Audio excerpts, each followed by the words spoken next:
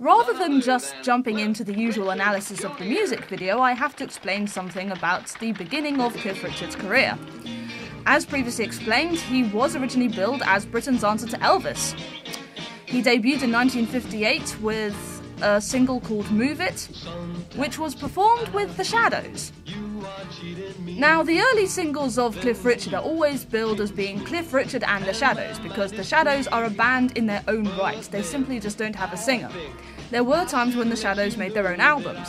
But while Cliff Richard was still being promoted as a rock star, well, it was always with The Shadows that he performed. It wasn't until later that he started breaking away from them and, well, dealing with other kinds of music, but we'll get to that in a different video. This is not actually a music video you're watching. This is from the era of the pre-music video. This entire musical sequence is actually a sequence within a dream sequence within the full-length feature film Thunderbirds Are Go. What I really like is the fact that you can take this entire sequence out of the film, put it on its own, and it makes a very genuine music video. Now we are faced with a very unexpected experiment. Can this 45-year-old music video still hold up in comparison to today's offerings? My answer is yes. Does it look a little bit dated? Perhaps. The style, the costumes, the imagery of the swing era and all the glitter and all the shiny stuff you see throughout the video. It all perhaps screams swinging 60s. And there are times when you'll notice there are some very long shots with few edits.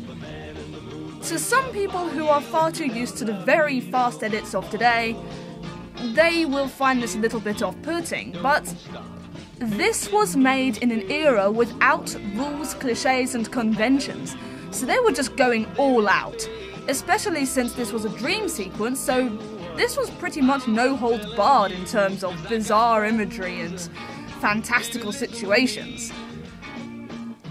I look at it and I think, do you know what, there's still such charm, the images flow very well, it matches what's going on, sometimes too well. The inventive shots and a couple of surprises do keep the viewer engaged and you're just stuck to your seat watching this wonderful sequence play out in front of you. So here's another test. If this on its own were to be played on MTV, would people still be willing to watch it? Well, seeing a very young puppet being announced as Cliff Richard Jr. should be enough to get anyone's attention. Especially with the clapping of Lady Penelope, who is an icon in her own right. Now, I can't call this a perfect music video, but it comes very close. Now, before some of you die-hard Cliff Richard fans start throwing machetes and hammers and other heavy things at me, let me explain. Because this is a music video that was made before music videos, there was nothing for it to push, there was nothing for it to change, there was nothing for it to influence.